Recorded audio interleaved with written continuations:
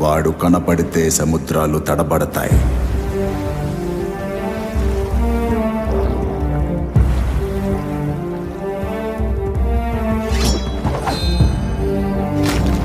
నిలబడితే సామ్రాజ్యాలు సాగిలపడతాయి. వాడి పొగరు ఎగిరే జెండా, వాడి ధైర్యం చీకట్లని చీల్చే మండుటెండ.